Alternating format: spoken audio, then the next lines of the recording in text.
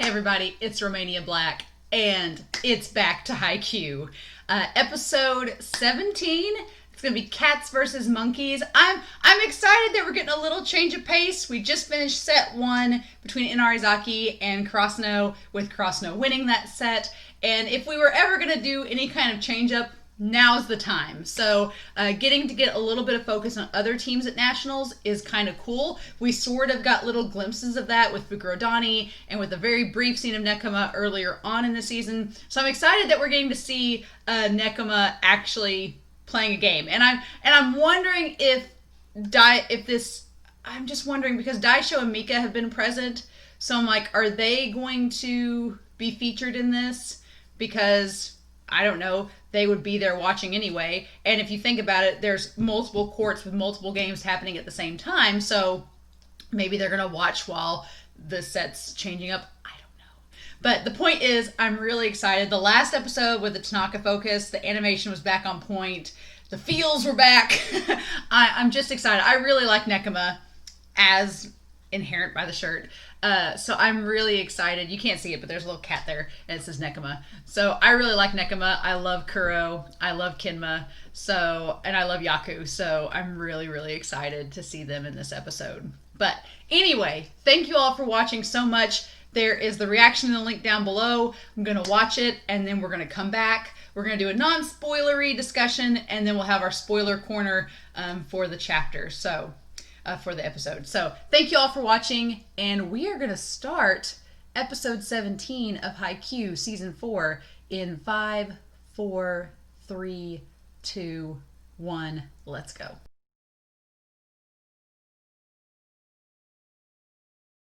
All right. Oh, I love Nekoma. So this episode was just... I love flashbacks in any anime. Anytime they flashback and do character development, I'm all about it. So naturally, this episode was great. I loved this.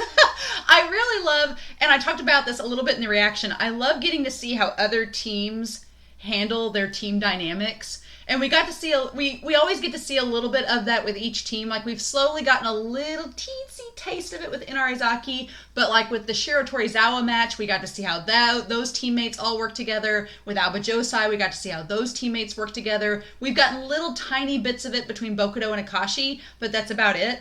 But with Nekoma, I really love that we're getting into how their team functions. Obviously, Kuro is the Dad-Shi equivalent, only a little bit more sly, more cat-like than Dad-Shi. Dad-Shi is more like a dog.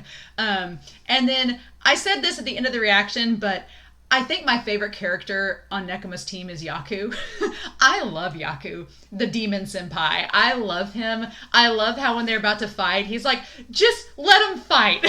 And Kai's like, but wait. And I like that Kai's kind of there to be the middle ground. Like, whereas... And Asahi's kind of the middle ground between the third years at Krasno, but Daichi and Sugawara get along so great that Asahi doesn't have to be the middle guy. But in the case of Nekoma, Yaku and Kuro are so polar opposites, and they bicker so much that Kai has to kind of step in and go, okay, guys, let's calm down. Speaking of calm down, I love that we actually get to see Kinma get frustrated and express his emotions. And Fukunaga, like...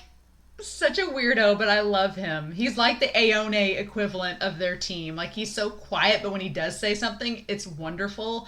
And I think there was a mistranslation because Kinma said, oh, you're pretty, Fukunaga. I think it was supposed to be funny. Like, you're funny or you're interesting.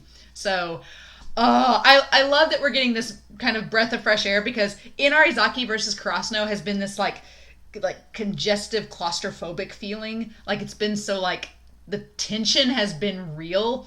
And here, with this team, there is tension, but it doesn't feel quite as ominous. And I'm guessing because Inarizaki is the number 2 seed in the whole tournament. So clearly, there's a bit more tension going on. But this team is pretty...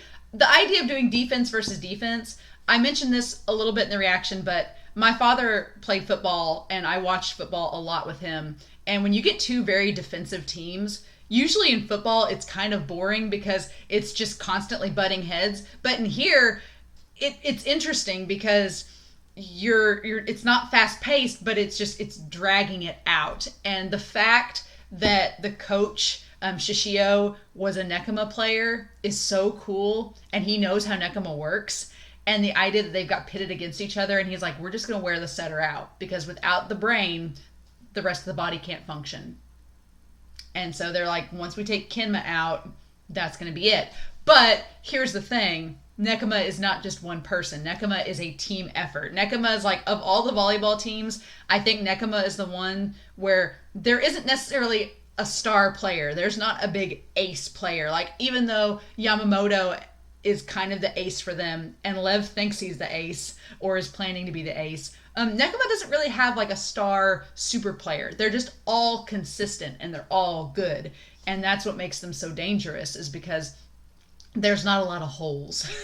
So I can't believe we got a full episode of them. I really thought that it was going to be like half the episode and then we were going to go back to Inarizaki and that was going to be it. But no, we not only got a full episode of them, it's going to carry over into the next episode. So I'm like, awesome, cool, yay. I'm all about it because I know we got the OVA of Nekoma versus Fukurodani, but I love Nekoma and Fukurodani's teams so much that if we get full episodes of just those teams playing, I think that's cool. I think that Haikyuu being able to showcase other teams that we care about, especially at this big national tournament, is pretty important. So I love that. That's awesome. And I love the shot at the end where they were going to get in a fight again and Fukunaga's like coming back up with the bucket and he's just like slowly like vibrating up to it. I was like, that's just so good. And the animation has done a really good job of making Nekoma look so cat-like. Like when Kim was all frustrated and then when he got wet, like he looks so much like a cat. I love it. I absolutely love it. Like there wasn't the emotional stakes like with Tanaka in the last episode, but still this episode was so good just from start to finish of getting that characterization and delving into these characters that we know but we haven't spent a lot of time with. Baby Kuro, and Baby Kinma are precious, and I want to protect them at all costs. Especially Baby Kuro with his little messy hair. And the voice actor for young Kinma, like his voice is so much deeper than it probably should be, but I love it.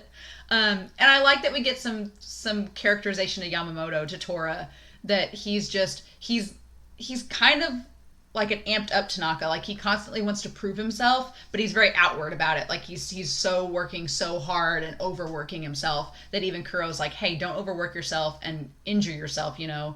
And Kinma tries to give him some advice, but Kinma's socialization of advice is not what he wanted to hear. So I love this episode. It's great. I'm glad that we're going to keep back to them. I'm glad that we're going to finish up this match because it's just it's cool. I like it. So I'm curious what you all thought. I know that we did not get Karasuno and Inarizaki this episode, but you know what?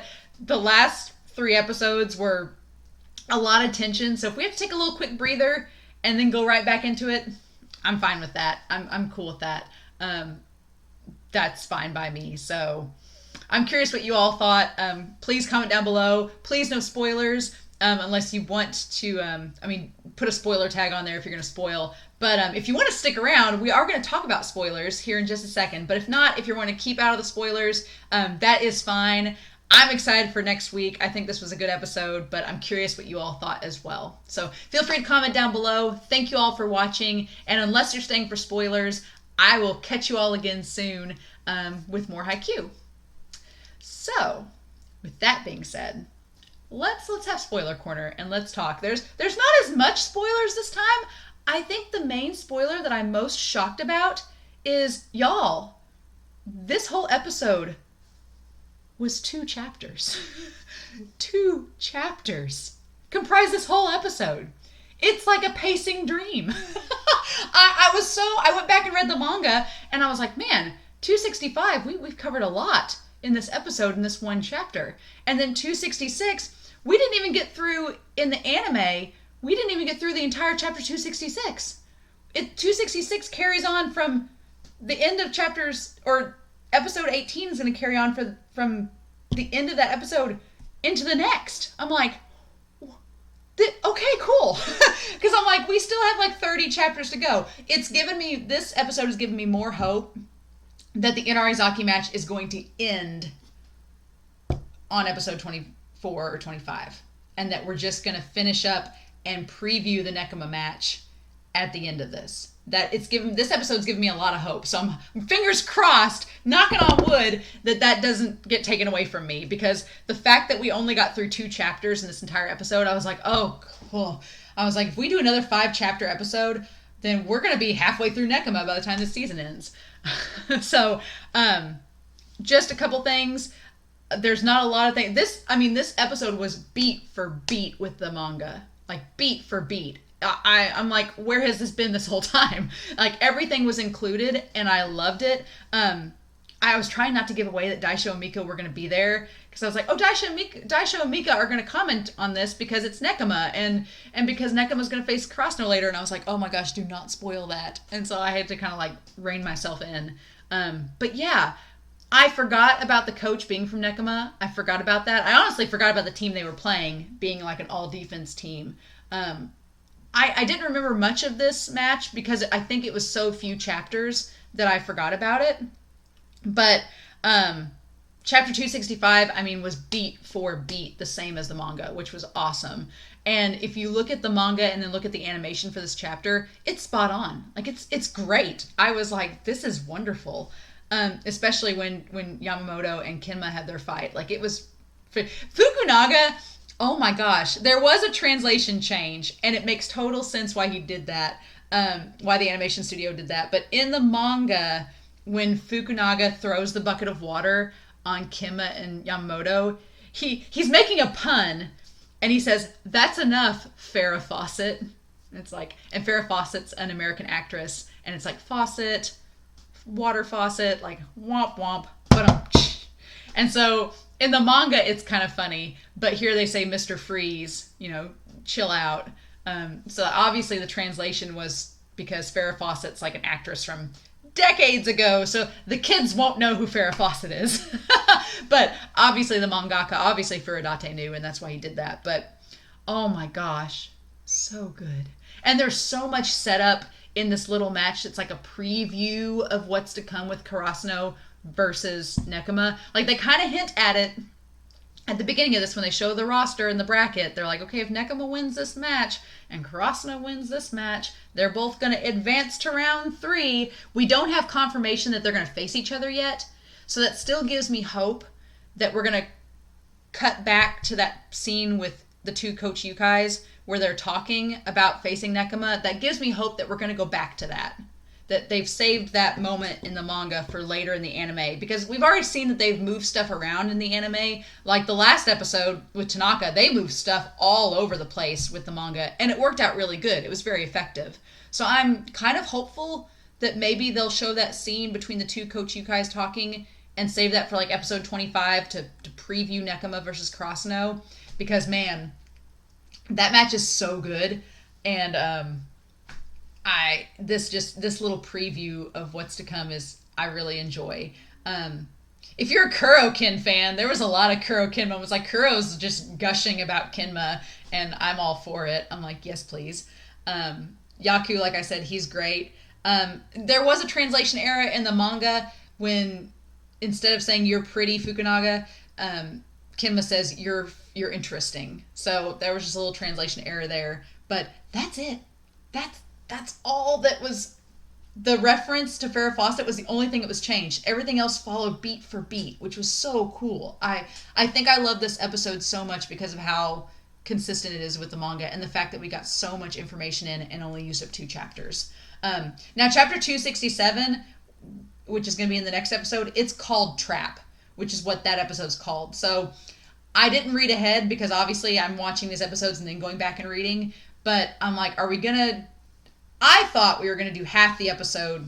I thought we were going to cram all the Nekoma stuff in half this episode and then move back to Inarizaki. But I'm wondering if that's what we're going to do next episode. If we're going to get halfway through, finish up this match. Because they were already in the second set by the end of this point. It was like 18-16 or something. They were already in the second set. So if Nekoma wins this set, which Sarukawa was ahead by 2, but if Nekoma wins this set, then they're going to advance. And I'm wondering if we're going to get halfway through the episode and then cut back to Inarizaki and Krasno. I don't know. But the face that Kinma made at the end of that preview It's very reminiscent of probably one of my favorite images of Kinma is when he has the cage over Hinata and he just looks like a cat that caught the canary, and it's like the metaphors. So exciting. But yeah, I was very happy with this episode. I'm a big Nekoma fan. I love Nekoma and Fukurodani. I think it's funny they were joking how... Oh, one other thing, at the beginning of the episode, one, it was funny that they were joking about nationals being in Tokyo because they don't get to travel anywhere. And that's kind of funny. Like, if you're from a big city and the national competition's in your hometown, you're like, man, I wanted to travel and go see the sights, but now everybody else has to come to us. That was cool. But the other thing was, Kuro, it was kind of heartbreaking for a second because Kuro's like, oh, well, next year's Inner High, or, well, this year, that Yaku and Kai and Kuro won't be part of that. And that they were saying, we're going to support our Kohei. We're going to support our juniors no matter what. And I'm like, that's so sweet. Like, Kuro, good on you being there for the support. Like, good on you. So I thought that was really cool. But yeah, I was happy with this episode. I don't know how many anime only people will feel since we didn't get any in Arizaki and Cross Snow, but again, set 2 is rough. So the fact that we got a little bit of a breather, I'm okay with that. I hope you all were too. Feel free to comment down below. I hope you all liked the episode. Thank you all so much for watching. And yeah, next week, Trap. We'll see if we stick with Nekoma for a whole nother episode or if we're going to go, I think we're going to go back to Inarizaki, but we shall see. So in the meantime, I hope you all stay safe, have a wonderful weekend and a wonderful week. And I'll talk to you all again soon. Bye.